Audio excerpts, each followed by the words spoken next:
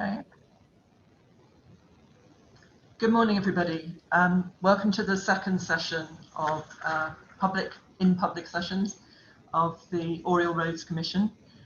Those of you who are interested in the subject of our first session on historic environment protection and legislation, which was held on the 25th of November, can view the recording of the session on the Commission's website, which is oriel-roads-commission.co.uk.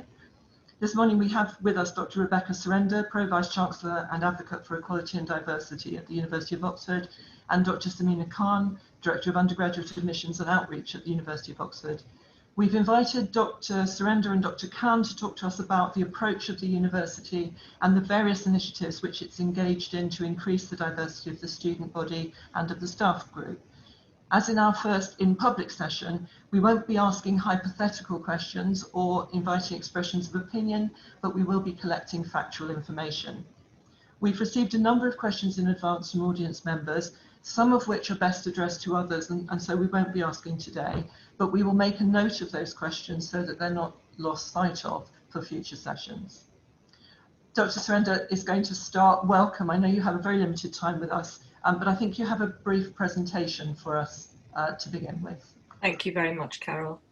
Morning, everybody, and I'm delighted to have been invited to come and talk to the Commission. I'm Rebecca Surender, the University Advocate and Senior Lead for E&D.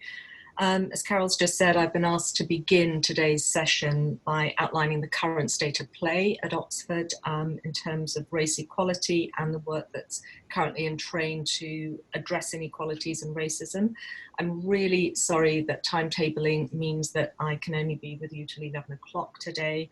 And so I'm only going to be able to cover headlines and I'm going to have to go quite quickly through things. But if you'd like more details about anything I'm going to mention, please go to the EDU website, Equality and Diversity Unit website, or if Carol Souter is happy, I'm very happy for people to follow up with me directly afterwards. And Louisa and I are going to do a double act in terms of slides. So I think, Louisa, if that's all right, thank you.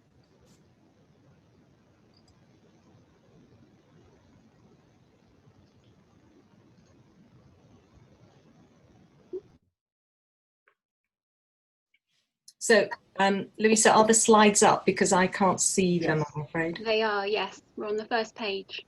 Okay, all right. I've got some printed copies, so that's fine. I'll just tell you when to go to the next slide, if that's all right. That's how we'll do it. If we perhaps begin by looking at the key data for staff and ethnicity. If you're looking at that, thank you. We see that 8% of our academic and 22% of our research colleagues are BME. It's not straightforward to see how that compares with other institutions because everybody labels and counts things differently. But broadly, it's fair to say that outside of London, our data is not quantumly out of kilt to the rest of the sector. It is lower, whereas we have 8% of profs being BME in the rest of the sector. Outside London, it's more like 10%. What is different also is that a larger proportion of our BME staff are likely to come from overseas rather than from the UK. It is worth noting that only 10% of our professional and support staff are BME, and that is concern given that it's estimated that overall the local population of Oxford City is about 30% BME. Working age population is a bit lower than that, but it's considerably higher than our 10%, and so we're not recruiting from the local community for positions that we ought to be.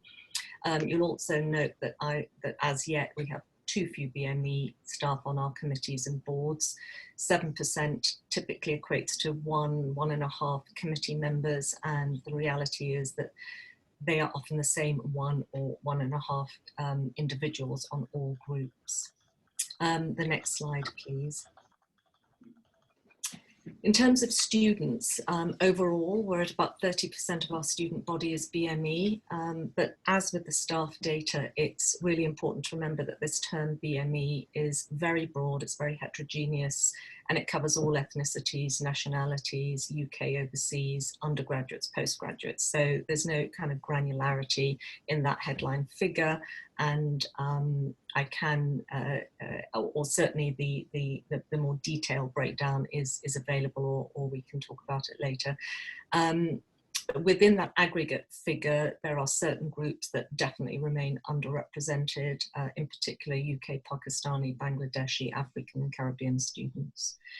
In terms of just UK undergraduates, 22% of entrants last year were BME, which was a significant increase for us and represents sustained effort on part of Samina's teams and team at university and colleges, and I know Samina will be talking about those issues afterwards, so I won't say any more about that.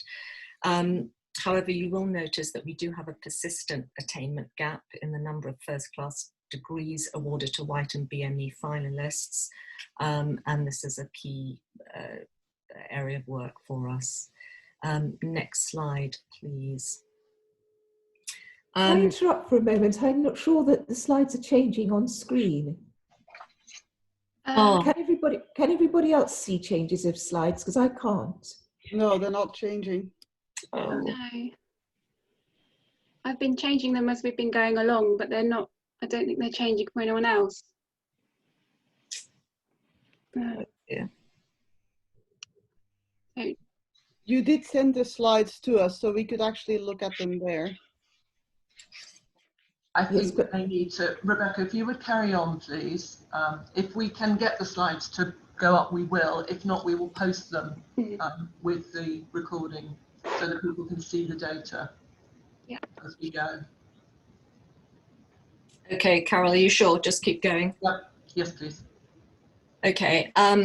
The next slide would show you various, they're not exactly quotes, but summaries of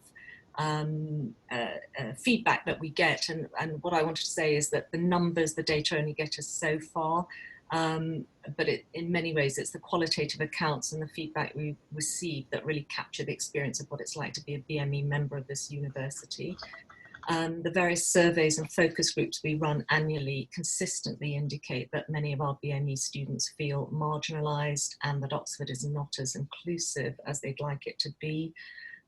Undergraduates emphasise overt and more insidious forms of racism, often in college settings, in social contexts, in bars, joking, bantering at one end, more hostile environments at the other, repeatedly being asked to prove they're a member of the college, etc. Graduate students tend to highlight dissatisfaction with lack of academic supervisors, the narrowness of what they can study, and a lack of role models, and it's so important for professional development for our graduate students. The most recent staff survey showed that BME staff were more likely to experience bullying and harassment, but equally they were least likely to know what to do about it, what the processes for reporting harassment were, and they were also more keen than white counterparts to seek management and leadership opportunities, which is suggesting that currently they don't feel that that they have them certainly at the same level. Can you still not see slides? No. I'm afraid not. Okay, but I'll keep going. I'll keep going. Given the sort of statistical and the qualitative data I've just outlined, I should be saying you will see that our institutional goals and priorities for our race charter address several of these issues, obviously are framed to address the issues I've just highlighted. For those of you that are not familiar, the Charter is a national accreditation programme, and it provides a sort of programmatic framework for universities and educational institutions to think about and organising priorities and actions to address race inequalities. The whole action plan is on the EDU website, but to distill just a few key goals. For staff, they include increasing the number of BME associate professors and professional and support staff. It's very important. Increasing the participation of BME staff at all levels of governance and leadership. And thirdly, for the first time for Oxford, establishing specific targets. There'll be numerical and sort of time frame targets for all our various goals. We are talking about targets, we're not talking about quotas, which you will know are illegal under UK law. We've developed a suite of targets that have successfully driven our gender equality work, and we now hope to replicate this approach for race, and I can talk more about that. For students, to pick out a few key priorities, certainly making sure that what we teach is more diverse, inclusive, decolonised, eliminating ethnicity attainment gaps, strengthening measures to report racism and harassment, and ensuring appropriate welfare and support services for BME students exist, which includes things like hiring more BME counselling staff, embedding training for welfare staff, etc.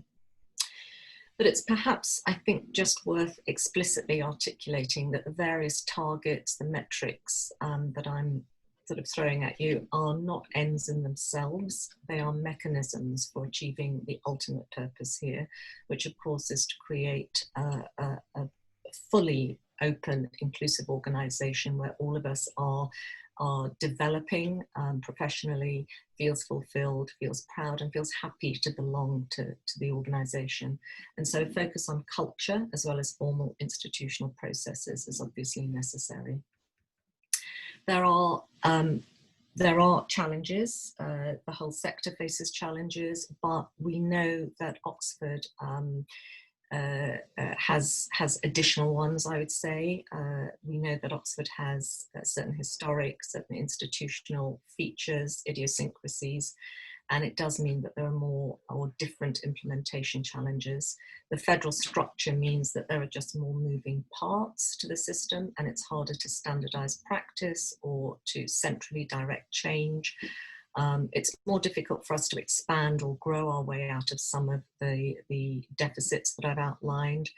And with the greatest will in the world, if you only have a turnover of about 20 statutory professors and 50 associate professor positions annually across the whole institution, it just takes time to start seeing the change in diversity. And, you know, we could have wider discussions, but I think it's fair to say that Oxford is in the spotlight more than most universities, and that sometimes can lead to a sense of caution internally, perhaps some risk aversion. My last couple of slides were going to outline some of the approaches that we're currently using and that we feel are showing some impact.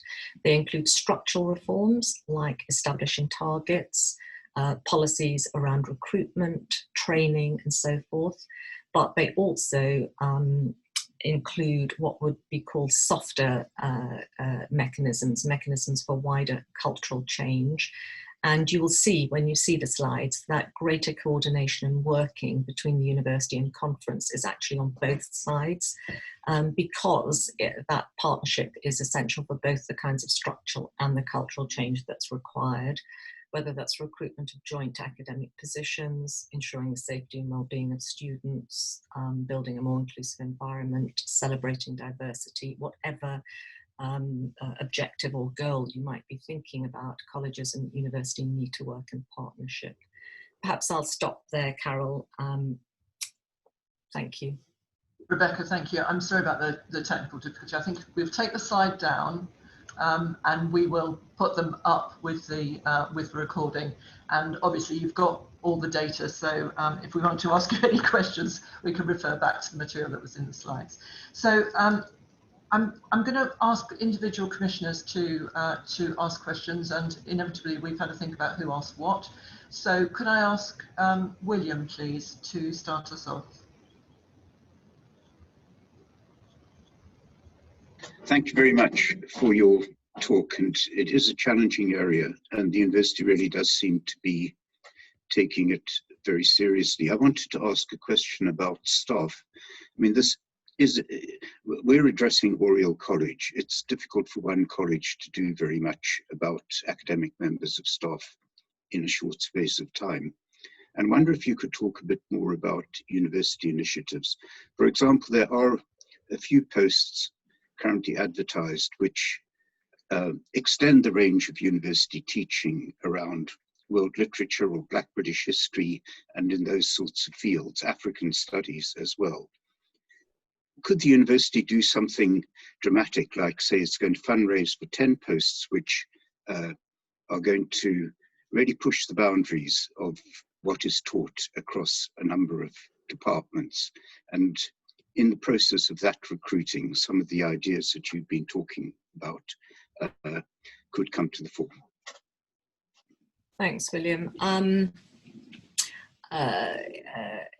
You know, as I started to say in the presentation, we do have some structural challenges in having more diversity of staff, just in terms of the small number of positions that become available.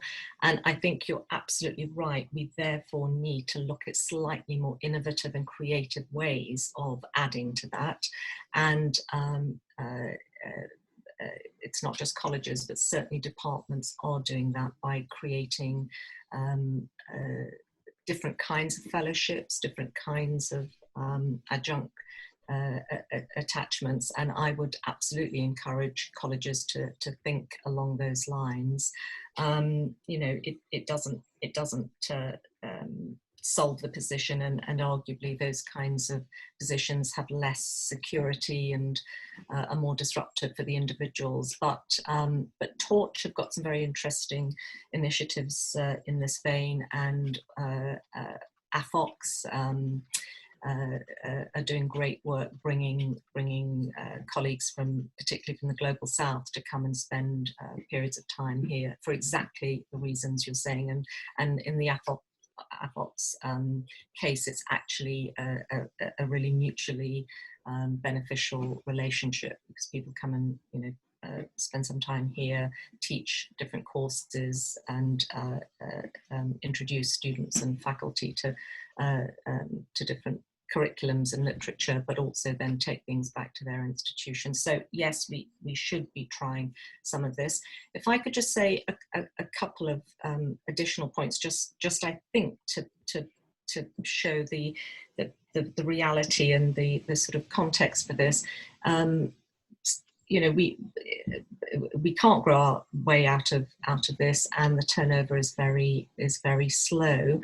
But we also don't have a standard tenure arrangement, and I think it's worth just noting that. So we don't have automatic progression for our postdocs and early career staff to tenured academic roles. We don't have entry level assistant professor positions. So the average age for associate professor entry is about 38, sometimes 40, and a lot of the kind of racial inequalities are hard baked in by then. So I think there are some real structural challenges, but I think, as William Beinart is saying, we need to make sure we're doing everything we can in terms of our own recruitment, our own, you know, checking our own biases, making sure we are attractive to academics to come and work here.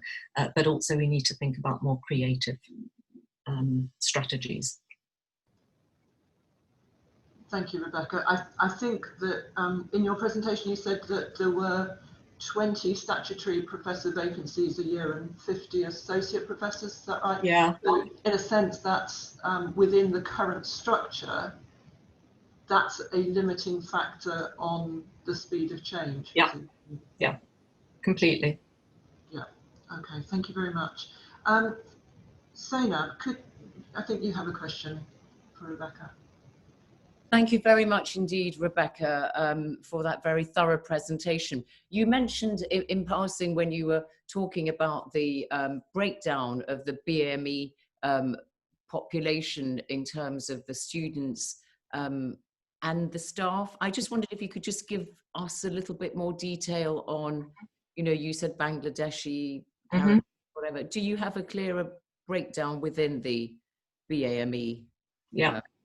Yeah, we certainly do, and I apologise that what I did was just give you headlines, because I was sort of thinking I was going to gallop through this. All of this is very available, and I can try to be helpful and give it to you, you know, not have you search for it and give it to Carol to distribute. The term BME BAME are increasingly sort of challenged as terms for all kinds of reasons of, constantly highlighting that people who are not white are minorities or different to others. So they're being challenged for those reasons. But they're also, I think, very challenging terms just because they're very broad. They're very heterogeneous, and they mask a lot of important detail.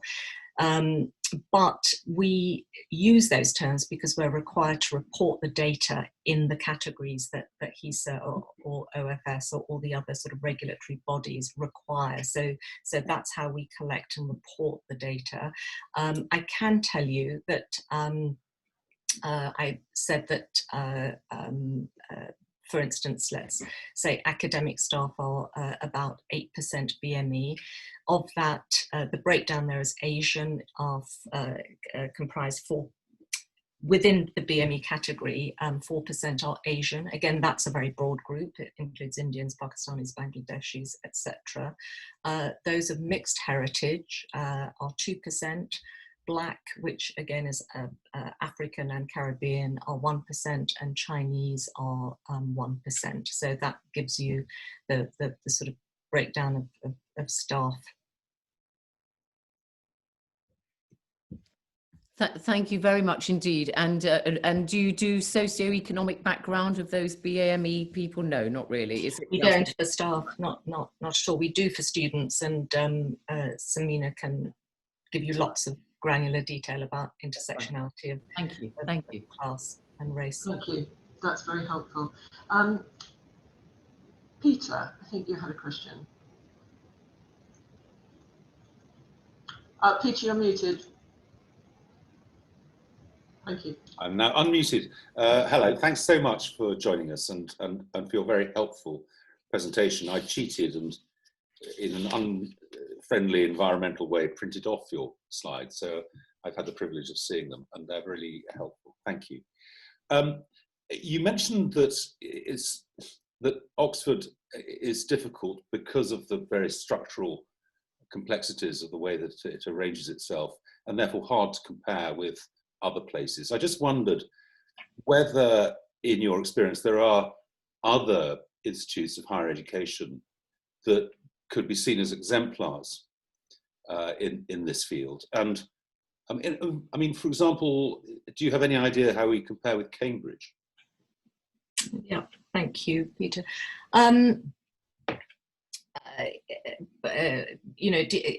I could talk about Cambridge, and it would depend what metrics you were interested in. While I gather my thoughts about Cambridge, let me say that I think the first thing to say is that there isn't a blueprint that we simply can take off the peg and take from one institution and apply to another. Each institution will be unique, will be different, will have its own culture, its own demographics, difference in size, etc., etc. And it's often the case that one institution will be really leading a charge and making good progress on one dimension, one challenge, but actually less good progress on another. So it is hard simply to look at other institutions in a easy way. Nevertheless, I think absolutely your question is an important one, because there is lots of good practice out there, and in fact the truth is that whatever I get involved in, invariably the first thing I or we will do is to look at what's happening for that issue in other institutions. So I'm currently working with a group of colleagues to look at establishing targets. As I said, what should our targets be for BME staff? It's a very complicated piece of work, and the first thing we're doing is looking at how do other institutions approach this, what strategies are they using, if we're looking at the attainment gap, etc. We do have a new race equality task force, and one of the very first things we'll be doing is looking at what other institutions are doing. So that is important. And Oxford is actually a member of many international and national networks and bodies. Within the UK, we are part of something called the Russell Group E&D network, something called NEDILE, which is the national network of sort of PVC E&D colleagues, and we routinely share and discuss practice. Cambridge are also part of those two groups. I would say that if this commission is interested in looking at what other groups are doing, the London institutions, for obvious reasons, often are ahead of the game. So UCL, King's, Royal Holloway come to mind. Manchester is doing very good work. But as I say, you know, it's often in discrete sector. So Liverpool have just published a very interesting report on tackling racial harassment. Imperial are doing some very nice things around culture change for research and developing a sort of toolkit. I think what is relevant for this group is to look at the Race Equality Charter Award holders, because that will tell you who's prioritising this work and the kinds of actions they're using. The Charter is very new compared to things like Athena Swan. It's just 5 years in the making, but it is surprising to me that there are still only 17 holders across the whole UK. So 17 universities hold a Race Equality Charter Award. Oxford is one of them, but that would be a place to start. That's all publicly available material on something called Advanced HE website, and will tell you what those 17 institutions are doing in terms of tackling racial inequalities. So lots of good practice out there, and we should learn from them, but just also remembering that each one has its own particular idiosyncrasies. Thank you very much. Thank you, Rebecca. I didn't answer about Cambridge, but it was an unfair one. I just threw it. We'll move on.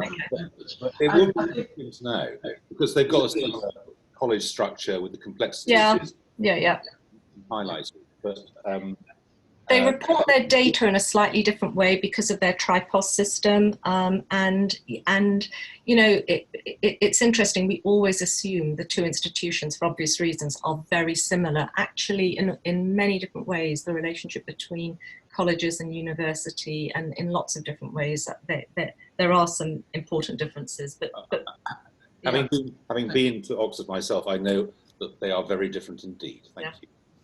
Thank you. And I think, Rebecca, what's really helpful from everything you're saying is that we will be able to put a lot of links and resources on the website for those who are watching this morning and those who have an interest to be able to look further themselves, and obviously for us as Commission members. Laura, you had a question, please. Yes, thank you, Rebecca. Thank you for your presentation and for all the slides and information. My question is mostly about culture change among staff and students, and alongside the sort of numerical measurements of student numbers and staff numbers, and you know, the trends in proportions of BME staff. How are you measuring culture change in the organization?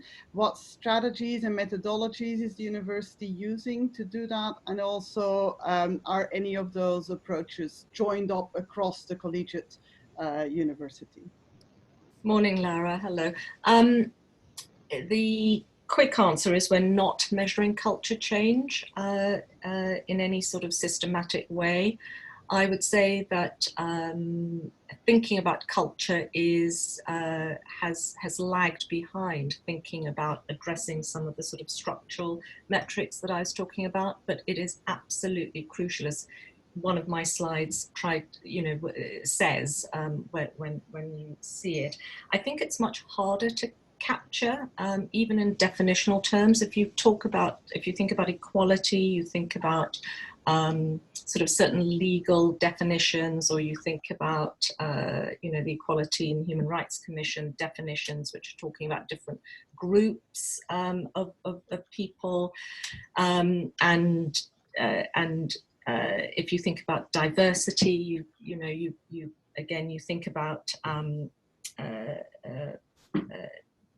measuring it in a certain way. If you think about inclusion, culture, much fuzzier, much harder to actually capture and define. You know, how would an institution know if it is truly inclusive, if it has an open and fair culture?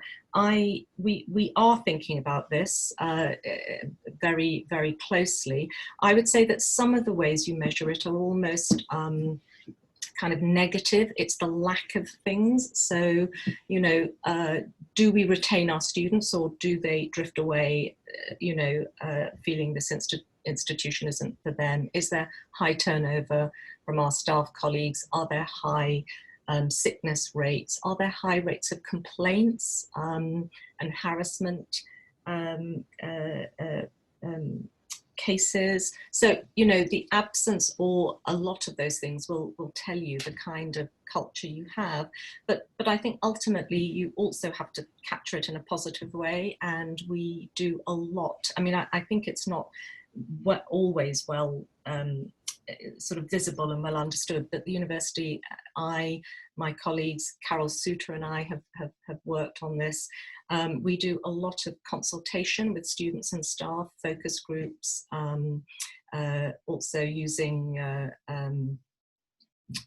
sort of remote ways of survey, you know, engaging with people, remote focus groups long before remote working. And we do lots of surveys, so staff surveys, student surveys, big ones every 2 years, smaller ones annually. And it's really through those mechanisms that we capture, I think, what our culture is like. I would just say one thing, Lara, we know from those soft mechanisms of surveys and focus groups that both staff and students really talk a lot about racism, and that the university is not as inclusive as they would like it to be, that they've experienced, they've witnessed racial harassment, and yet our formal complaints are very, very small. There's a real disjuncture between the sort of formal complaints and then what people are telling us. And I think that's also telling us that people need to have more confidence in the system and use the processes more. Thank you, Rebecca. Could I ask a follow-up question to that?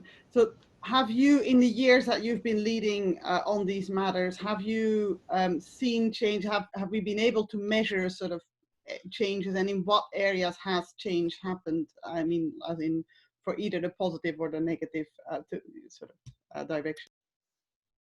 I think I would, I'll say very quickly, my position was created in 2015, and even in this sort of 6-year period, 5-6 year period, I'd say I have seen change. It is very hard for me to give you chapter and verse or to kind of quantify that.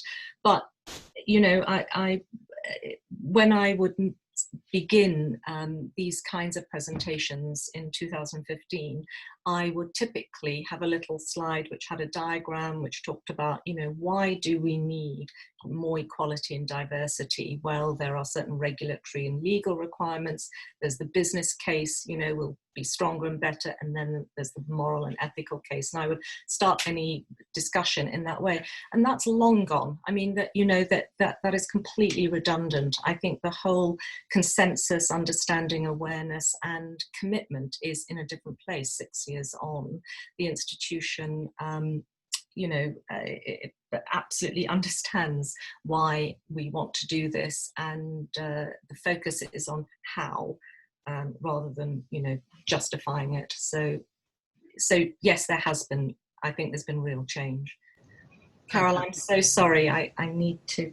I'm sorry, yes, I know you do. And we have 1 or 2 more questions. So what we might do is we might try them with Samina, and then write and ask if you would be kind enough to respond in writing. I'd be delighted to do that. And I'm so sorry that it didn't work out that I could stay longer today, colleagues, but we're all following this work closely, as you know, and really all good wishes with it. Thank you for doing it. Thank you very much indeed, Rebecca. Thank you for doing this. Bye. Okay, so we will allow Rebecca to move to her next meeting, which is probably about her 5th of the morning, if I know Rebecca's diary. And can we now welcome Dr. Samina Khan? Samina, you obviously very kindly were present for that part of the discussion.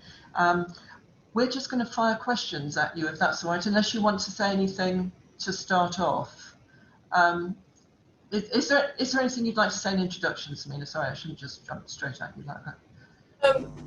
Just to say, I'm the director for undergraduate admissions and outreach, so I'm in a fortunate position where I help to widen the applicant pool and then support them in terms of applications and then applying to the university and hopefully being accepted.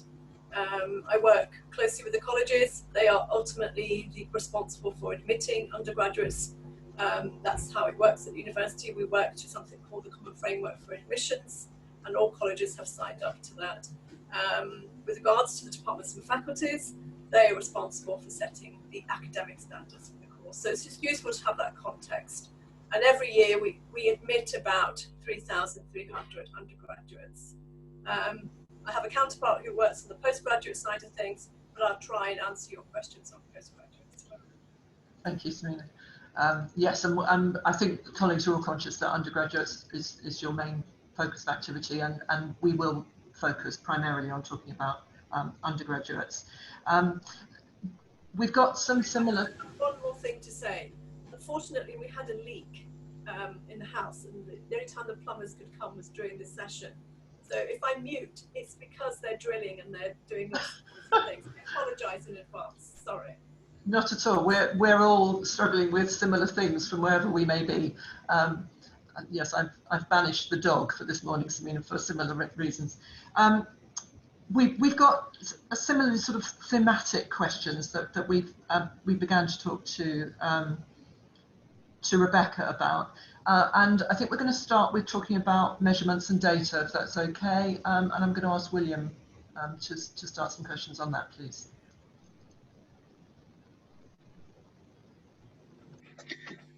Thanks very much.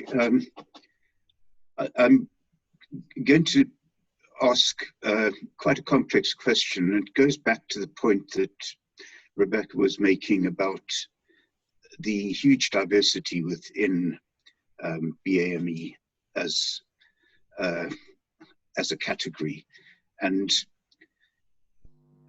I expect the key point is that from what I can see in the figures, there is a very significant increase in the number of postgraduates coming into the university from a very diverse background. And that includes, for example, Black and especially postgrads from African countries.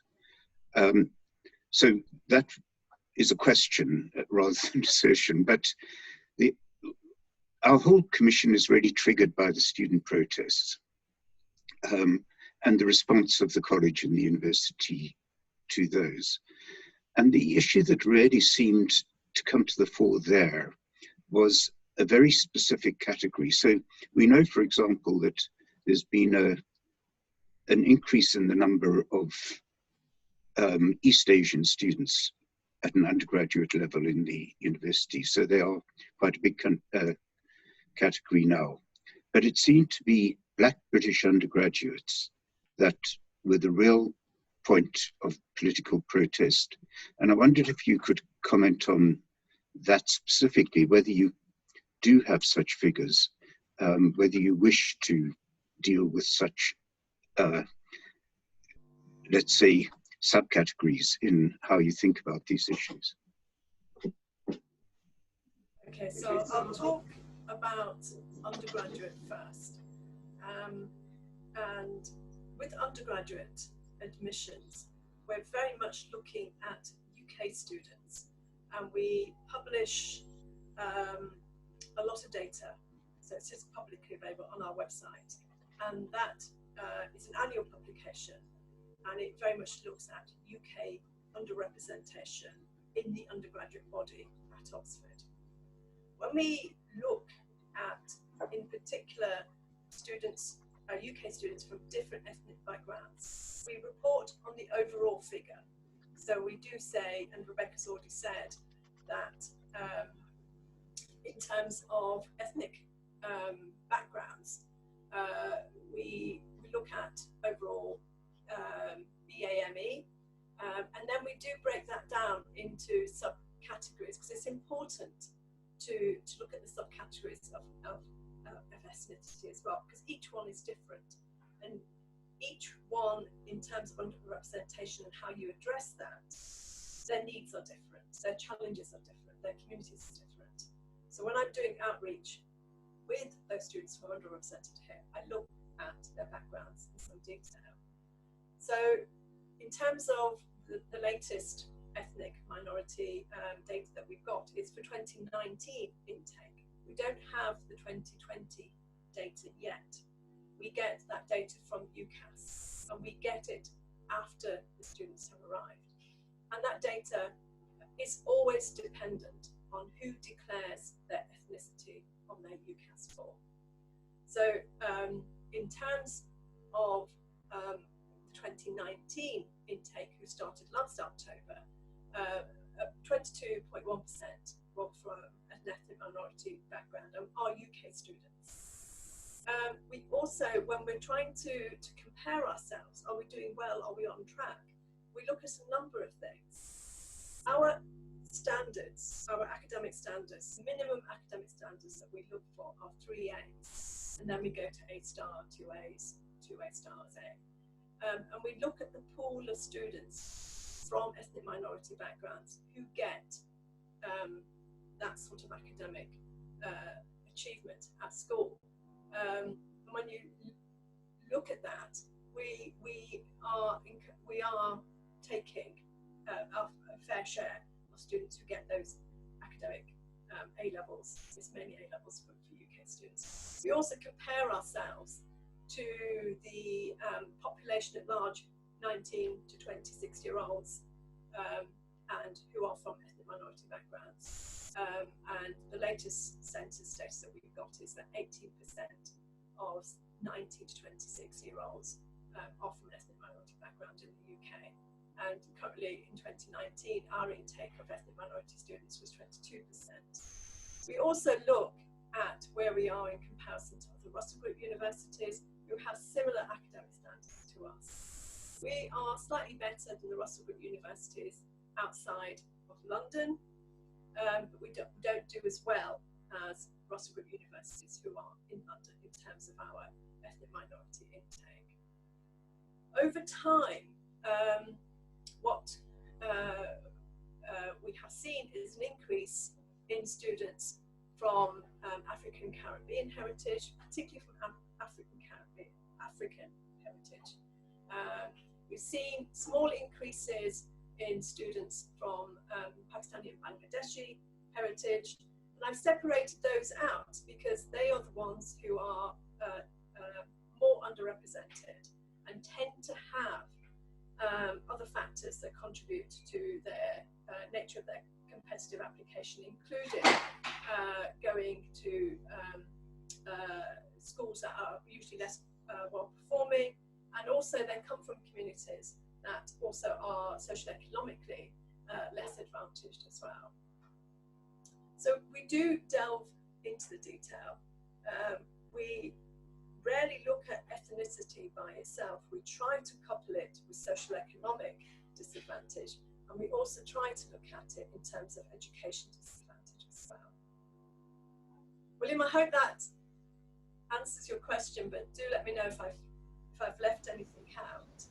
No, it's a very thorough answer, and I know that it could continue to explore a variety of categories. But just one point, if I could ask a bit further, is that is it the case also that there is a significant increase in representation of Black students at the postgrad level, particularly from African countries?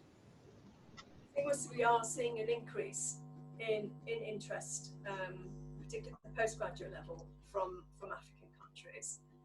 It's still relatively small to other parts of the world who apply to Oxford. Might just have a little bit of the data here.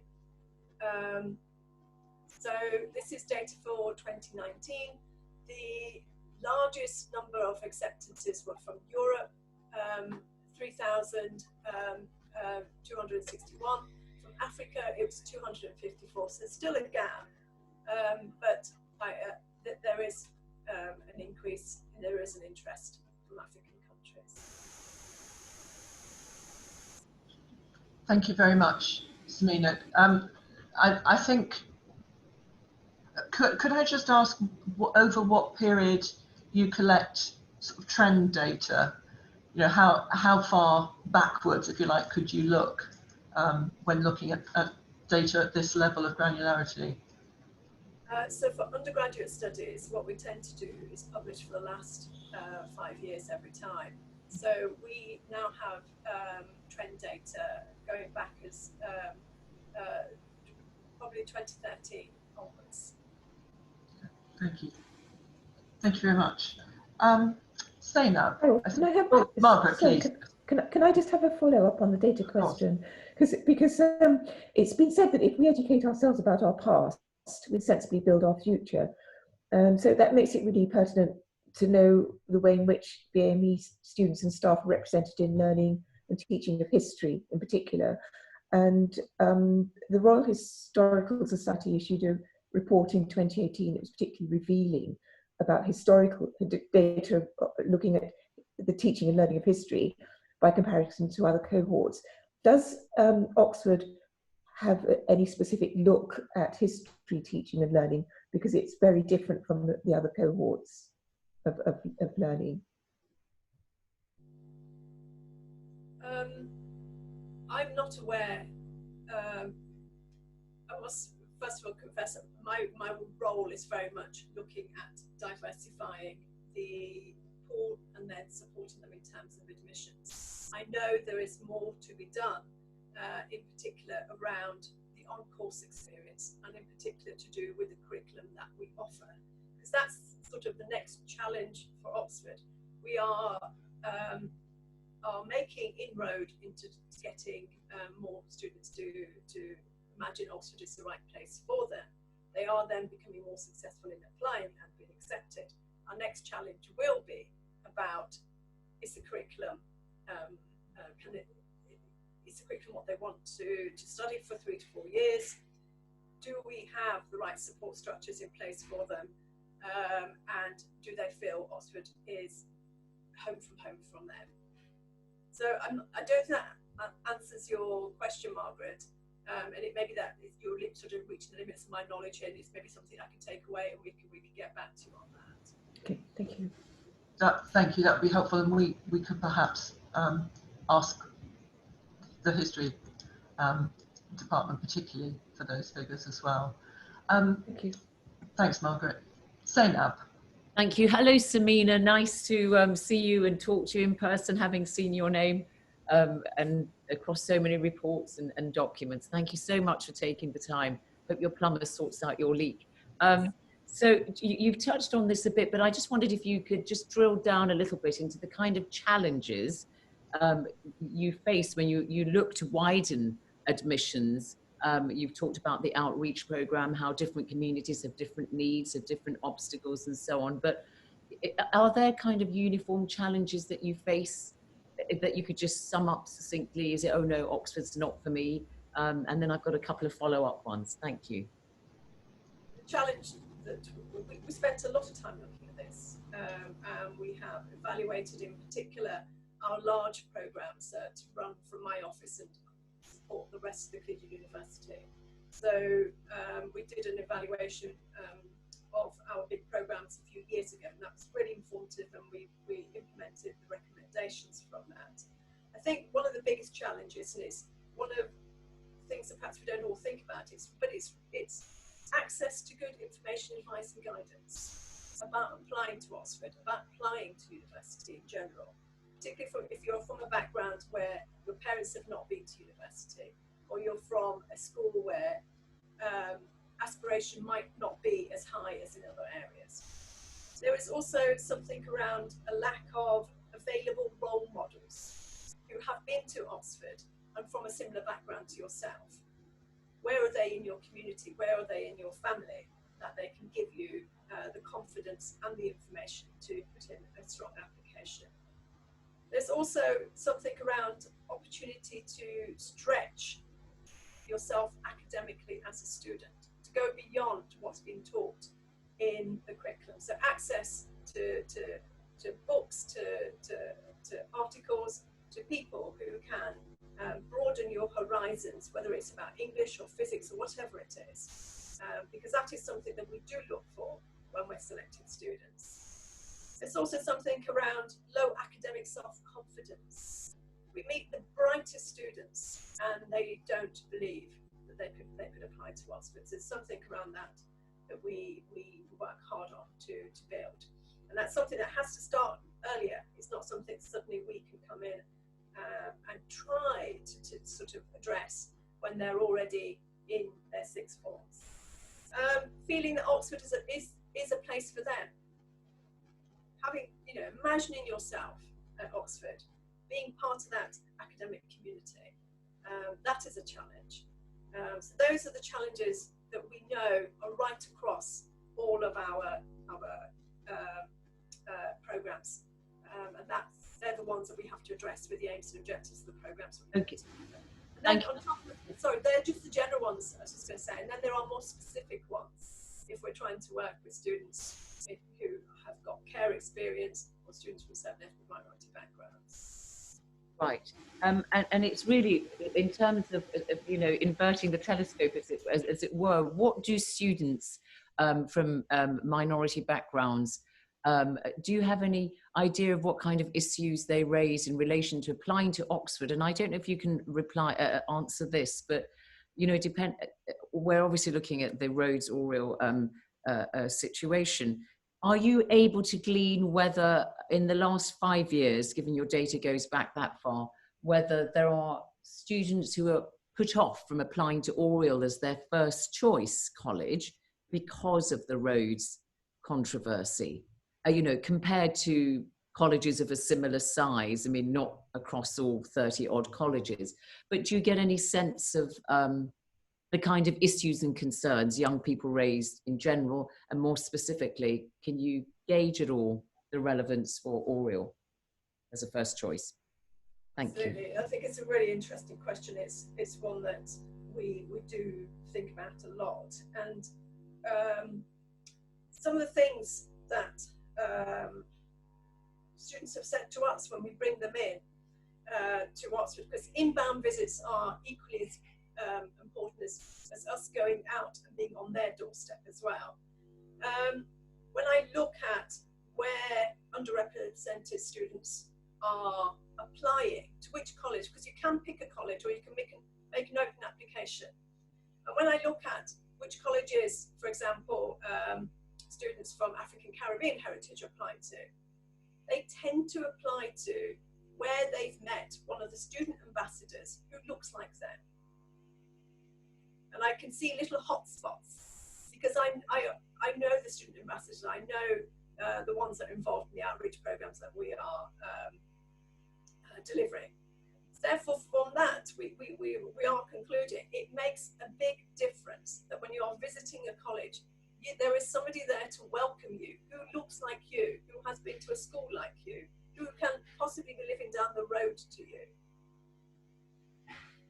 And colleges that struggle to recruit students from underrepresented backgrounds, it's because they don't have that role model that the 17, 18-year-olds and younger students can relate to. Because unfortunately, we are still fighting this myth that Oxford is for posh people.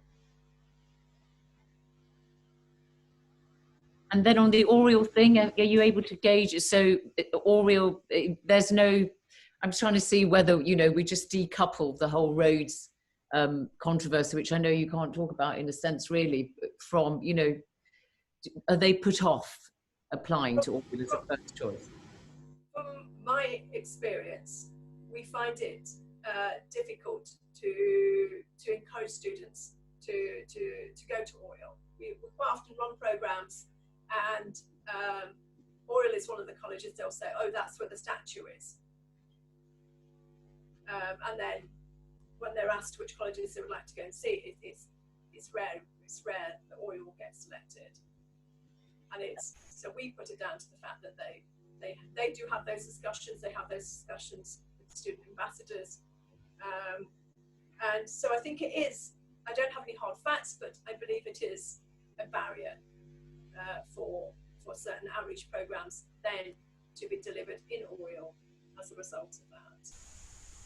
That's extremely helpful to me, thank you. And I just wondered if you could tell us a bit more, Samina, about UNIQUE, the university's access programme for Year 12 students and its current initiatives. And, you know, maybe you could combine that with the second question, which shows that your own research shows that UNIQUE students have a 34% chance of successfully applying to Oxford, which compares to the average UK rate of 20%. So some success and progress there. And I just wondered if you could touch on the key elements that have enabled this success.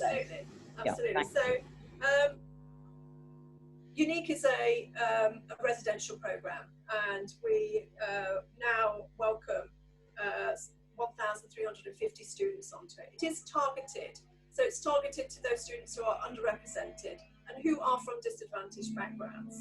We're also have over the years increased the number of ethnic minority students who come onto UNIQUE as well.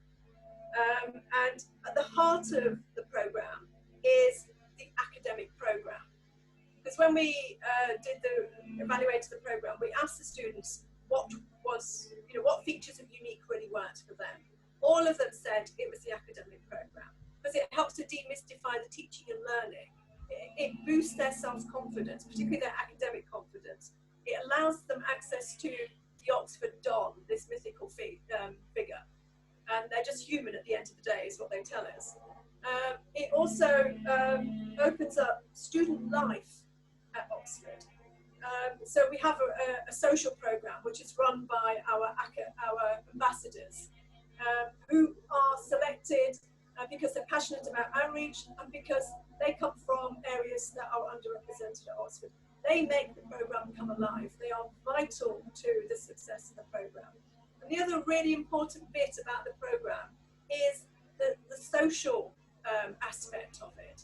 Because quite often these students who apply to UNIQUE have never been allowed to talk about physics or an English literature, because then, you know, their community or their friends would think of them as being geeky and strange. Therefore, they hide all of that. And this is quite often the first time they come across a young person who is passionate about, I don't know, organic chemistry, for example. And so that is really vital. That network is being built. That network we nurture. And if they apply to us, we keep that network going.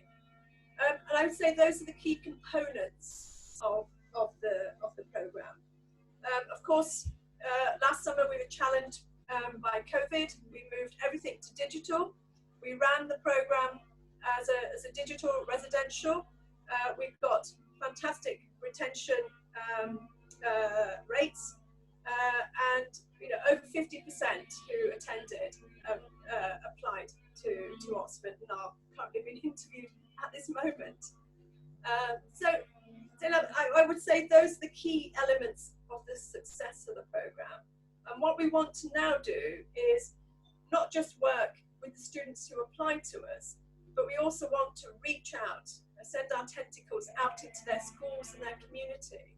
So we are now building a UNIQUE teachers program, and I'm particularly interested in working with teachers from ethnic minority backgrounds. And we also want to have UNIQUE tentacles in the community, because the community probably doesn't know that these students have come on to this program at Oxford.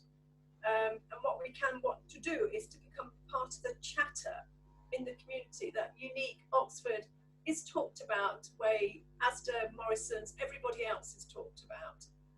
And we help to normalise Oxford and help to introduce it at a younger age as well, and to parents and to role models in communities. So that's our next sort of step in terms of the growth of UNIQUE. Thank you so much, Samina. Thank you. Very wonderful answers. Thank you.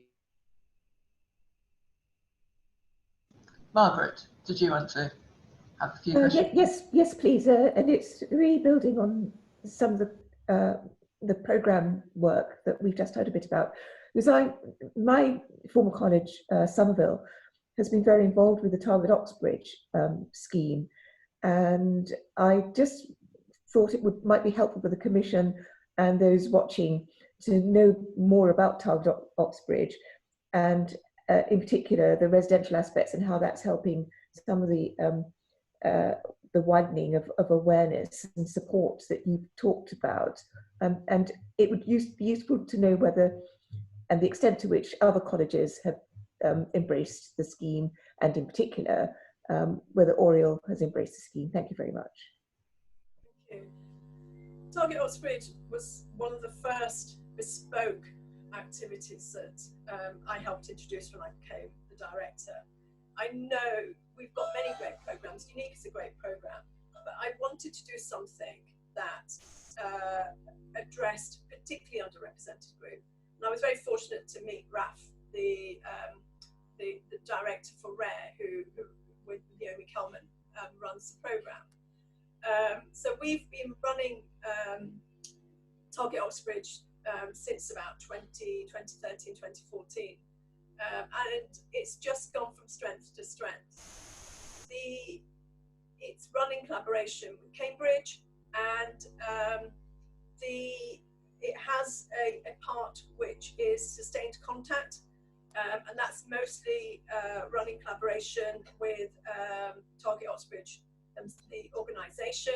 And then there is the residential programme where the students come for three nights and they stay at Oxford. We normally have about 60 to 80 students staying on the residential. We, in the past few years, we have run that residential at Christchurch, and the college that's selected for the residential is one that's heavily involved in the programme and can financially support it as well. I think in the past have done a few visits to Oriel, but we've not done a residential at Oriel. And again, if we were to run a residential at Oriel, we would have to talk to Target Oxbridge. At the moment, Target Oxbridge have said they don't feel comfortable about doing it at Oriel, but hopefully in the future we can do it at Oriel. It is a programme which we have evaluated over time, and in particular, all the things I've already said are important, but this is particular things that are important about this programme is that it allows a safe space for the students to ask all the questions that they want to ask about Oxford, and they're hearing it from students who are also from African or Caribbean heritage. The other things that are really important about this programme is to show the benefits of an Oxford education, because we know there are students who have the academic ability but don't apply to Oxford, who come from ethnic minority backgrounds. So we do very much talk about what else there is at Oxford apart from just the teaching and learning, what else is on offer, the internships, the opportunities to go for work experience, and also what careers you might wish to follow. That quite often is important for parents to know that as well. One of the barriers, and I didn't mention this earlier and I should do, is about course choice. We find that about 2/3 of our students from ethnic minority backgrounds go for the most competitive courses. And quite often it can be a lack of information that tells them that actually there are other courses which go on to fantastic careers that they might want to consider as well. So as part of this programme, we do have this embedded right through, and we give them the opportunity to look into earth sciences, into human sciences, humanities in particular. And the humanities division is now running its own programmes for ethnic minority students, and in particular to promote the range of courses that humanities has to offer, and which they quite often don't hear about or know the full value of. That's really helpful. Thank you very much indeed. I've got just a follow-up question, if I may, on essentially the lead up to the applications being made. it's obviously really useful to get students thinking in the right way so that they actually can embark upon making a confident application.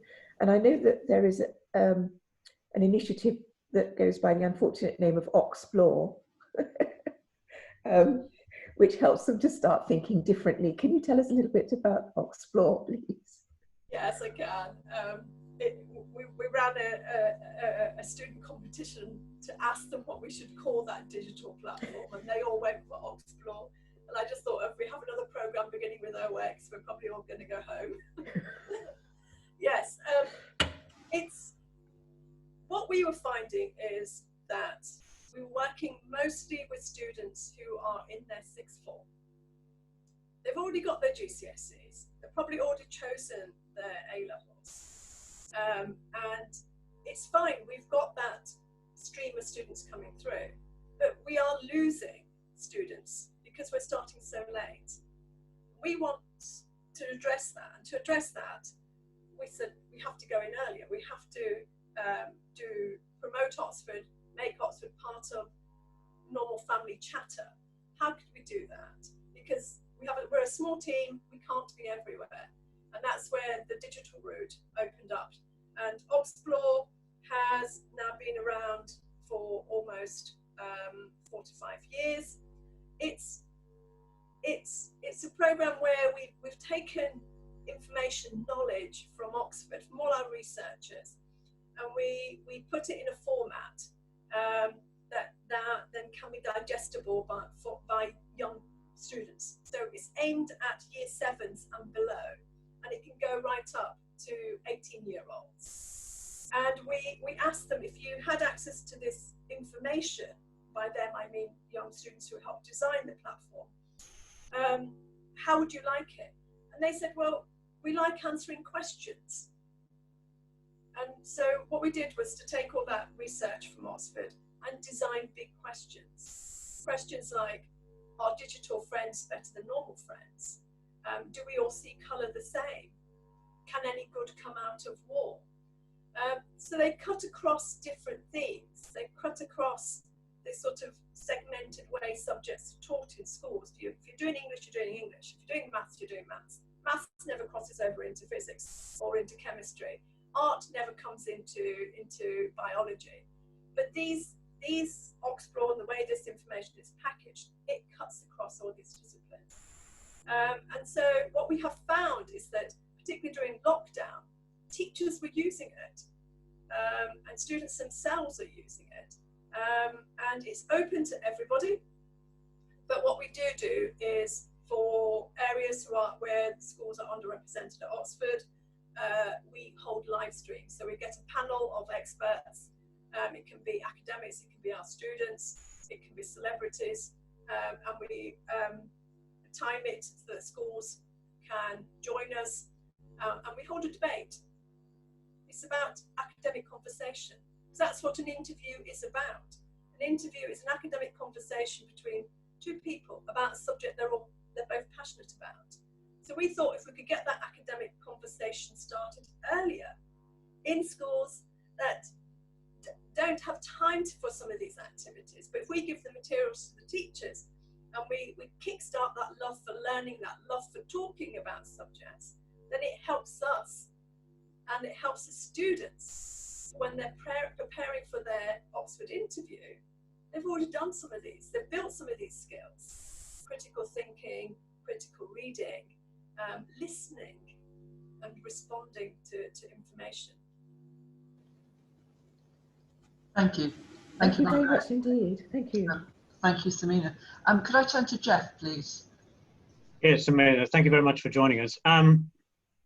Given that the university is quite a complex animal and there's devolved responsibility for undergraduate recruitment to the colleges, how does the university support individual college recruitment and outreach in a practical sense? In a practical sense, this is where my office comes into place, and we can support. Quite often what happens is when colleges are thinking of designing a new outreach programme, they'll come and talk to members of my team. One of the other things that we are able to give them is data. So we've now got to a place where we can look at A-level attainment, GCSE attainment for a particular area, and say that if you want to do outreach, then actually you probably need to start early, because even GCSE attainment is not perhaps as high as we want to. Even when we've contextualised it, their applications will not be that competitive. So we can give them data, we can give them advice and guidance, and that helps to inform who they want to work with, how they want to work, and the scale of their programme as well. At the moment, what we have is all the colleges are linked to a particular area of the UK. We did a root and branch review of admissions and outreach, and that's a published report, so if you wanted to see it, I'm more than happy to send that. What that was showing was that colleges working in isolation wasn't perhaps having a beneficial effect in the scale that we would want it to. So we have now encouraged the colleges to work in consortia. So we've now have a North-East consortia launched website. Northwest is coming along as well, and there are others in other parts of the country. And what, if I could just describe the North-East consortium, that consists of Trinity and St Anne's, Christchurch, and Regents. So they're all responsible for the whole of the North-East, all the schools in the North-East, outreach in the North-East, which is important for us because we don't get enough applicants from the North-East. And they have divided up particular aims. One of them is working in particular with teachers, others working in particular with students. When you put that all together, it becomes a strategy with aims and objectives and outcomes. And one of the next steps what we're doing is developing an evaluation framework for them, so they can see what difference they're making, where it's working well, where they might need to modify things. It's a long-term plan. We're not there yet, but we have started. And it is a challenge, but I think everybody's beginning to realise the importance of access to good data, good advice and guidance. And then there are other colleges who, you know, it's great, they have the opportunity to pilot programmes. So Lady Margaret Hall piloted the foundation year, and one of the recommendations from the report I've just mentioned is that that should be rolled out university-wide, and we are in the process of doing that. Another college piloted a bridging programme, so a transition programme, taking students who were up threshold, who the tutors felt if only they had a bit more teaching and learning before they started, they would get offers. So this bridging programme is helping them to bridge from school teaching to university teaching. And now that has been rolled out university-wide. We have accelerated its implementation, and this year, in this admissions round that's been delivered now, we hope to take 200 of those students on the Opportunity Oxford programme. So it's from my point of view, it's great having the colleges, because each one of them can make a contribution in the area that they're responsible for. And then quite often what happens, they innovate, and those innovations can then be rolled out across the university. It comes with its challenges, you know, when you've got such a large, complex, devolved system, but it also has its benefits as well. Very helpful. Would you say that the colleges are all heading in the right direction, supporting the university's approach, or would you say that there are different? I didn't hear that. Would you say that the colleges are all heading in the right direction and supporting the university's approach, or would you say that there are different categories of college? I think there are different categories of college, if I'm completely honest. We do have a committee called the Admissions Committee, where all the colleges are members of that committee, and everything is run through that. So we get their buy-in in terms of the next steps and what we should be doing. We have a published strategy, which is our Access and Participation Plan, which was approved by the Office for Students. That lays out our 5-year plan in terms of how we're going to address the gaps that we've identified, and what we're going to do in terms of opportunities to close those gaps. Some colleges are fully on board with that, and others less so. They contribute in other ways, and that's probably more looking at student recruitment, etc. Very helpful. And a final follow-up, if I may, on Mayo College Oriel. You said that Park at Oxbridge wasn't comfortable about doing a course in oral. You also said that you thought that the presence of the statute was acting as a disincentive for applications. Presumably, you have very detailed data on applications and acceptances by college over the last 5 years, for example, which we could access. Yes, we do. Yes, we do, and I can send that through, and that is broken down by underrepresented groups, including subcategories of ethnicity, and it's broken down by course, and it's broken down by college, and you'll see all of Oriel's data in that for the last 5 years. I don't have the 2020 entrance data, but the 2019 is there. Very helpful. Thank you. Thank you very much indeed, Samina. Thank you, Jeff. Laura, I think you had a question. Yes, thank you, Samina, for really detailed and very informative answers that you're giving us. And we concentrated mostly on undergraduate admissions, but I'm now sort of looking at graduate admissions. What would you be able to tell us a little bit more broadly also about graduate admissions and any programs that sort of ensure that we are getting the widest diversity of students possible, but also in particular about the Black Academic Futures program? Yeah. I think it's great that Oxford is also looking very much at graduate diversity as well in terms of our graduate students. A few years ago, we had a discussion about Unique for graduates. This is now called Unique Plus. This is a residential program which invites students from disadvantaged and underrepresented backgrounds to come and to come to Oxford and to look at postgraduate research, and that is proving very successful. Because one of the things that when we look at our own students who are undergraduates here and what they go on to, very few of them go on to postgraduate research or postgraduate studying. Most of them go on to employment.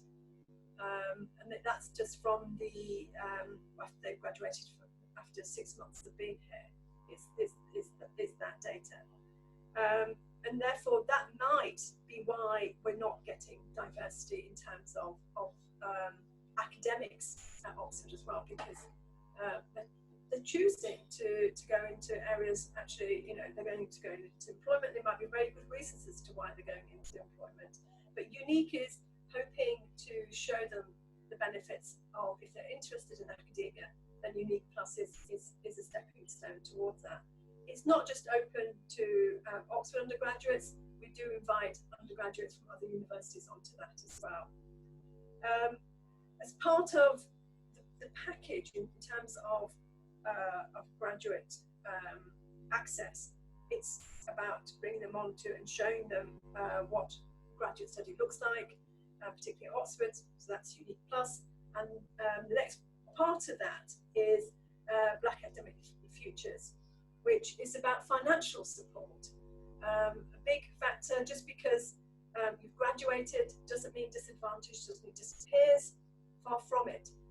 People still need support financially. So Black Academic Futures is offering up to 10 scholarships to UK students from Black and mixed Black heritage. It's a financial package, it's for postgraduate research, and it covers the course fees, and it also gives a grant for living costs as well. So it's something up to about 15.3k per year. It's offered in partnership with 9 colleges at the moment, and so therefore it's this really strong link between the university and the colleges as well. It can be for full-time or part-time doctoral research. So it's only been launched. It will be evaluated as well, but we're all very excited to see that. And for me in particular, it's nice to see something from when an 18-year-old applies to Oxford to something that might be able to see them right through graduating with a DPhil. Can I just ask one more follow-up question on that? Is Oriel College part of the first set of colleges that are offering the Black Academic Futures? I will just have a quick look. I don't think it is.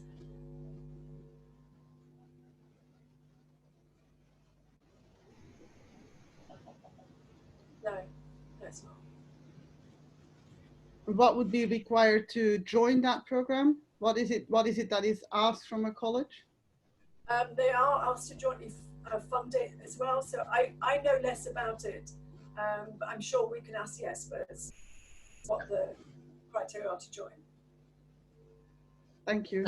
Thank you, Laura, and thank you, Samina. And yes, I can also offer a little bit of background to that, as my college is part of the first tranche. I think the graduate colleges in particular saw this as a very appealing way of encouraging different applications. But clearly this is, I think, Samina, the first tranche, so there will be opportunities for other colleges to get involved as the programme grows.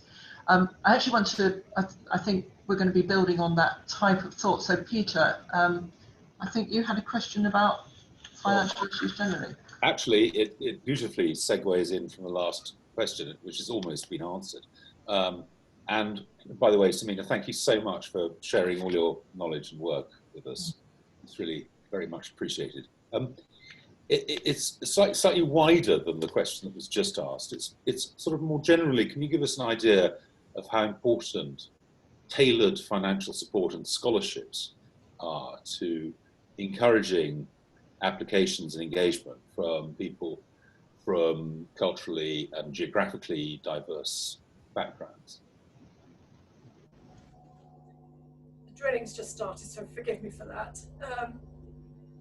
I think it is important, and I would say where it needs to start is with information, advice and guidance on the cost of higher education.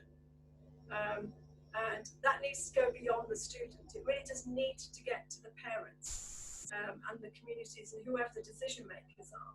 Because I think there are bright students from different backgrounds, different communities, who aren't applying to Oxford because they feel they won't be able to afford it.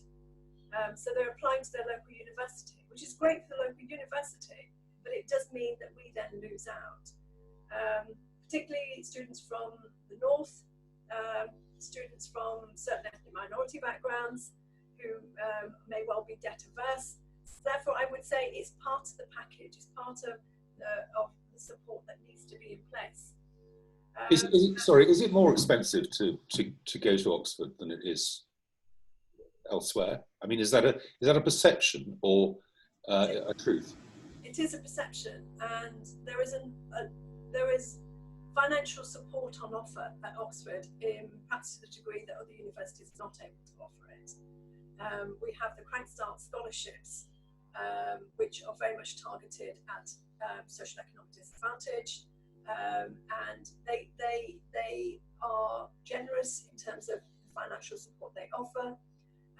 They also offer opportunity for internships, and all they ask of the student is to do some voluntary work.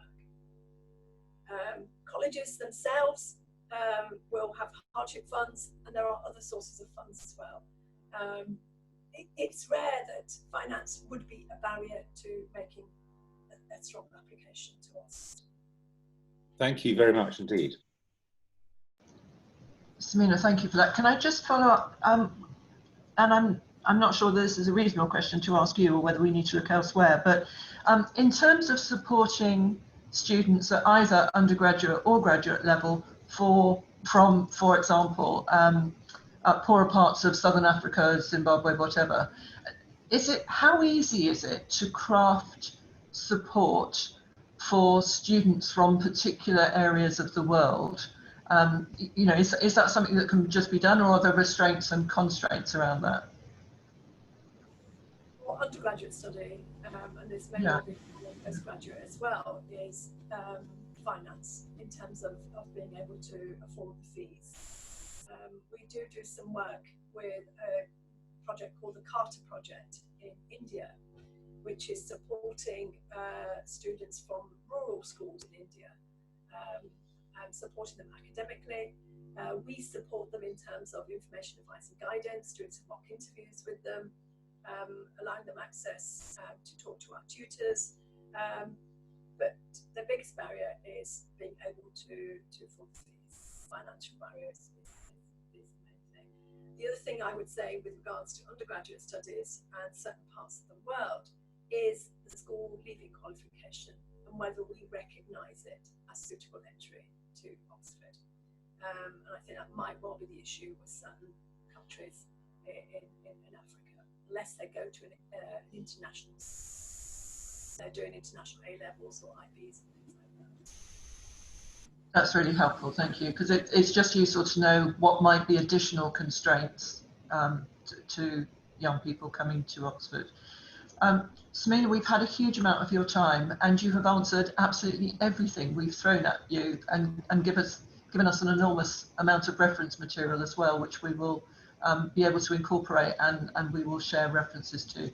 I'm extremely grateful to you for doing it, not least whilst you're coping with other things happening in the background.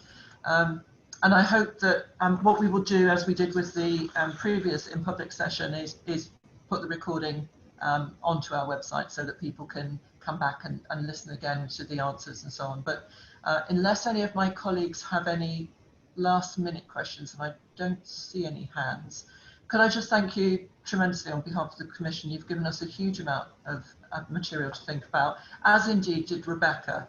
And as I said earlier, apologies for not being able to show to those watching Rebecca's slides. We will put them again on the website. They are absolutely jam-packed with information. Zainab, are you? Just a very quick question, Samina, on a kind of cultural mood. You've been working in this area for about 5 years and so on. Do you feel that in the light of, you know, what's gone on earlier this year, that it's kind of boosted your efforts, put a bit of wind in your sails, that there's even more buy-up for the kind of agenda you're pursuing? Yes, there is, because people are asking about programs where they've got certain students who are underrepresented. What can they do? How can they join up with what the university is doing? Yes, I would say that's the positive that's come out of this. Thank you. Thank you. That's really helpful. Thank you, Zainab. That's really helpful, and I think gives us a good platform as well for thinking about how the things that we're looking at can be supportive, both in terms of the university's overall approach, and then how we can relate to Oriel's efforts and perhaps make some recommendations that help marry the two together. Thank you so much, and thank you for those who are watching. Pleasure. Thank you. Thank you. Everybody. Take care. Bye-bye, everybody. See you soon. Thank you.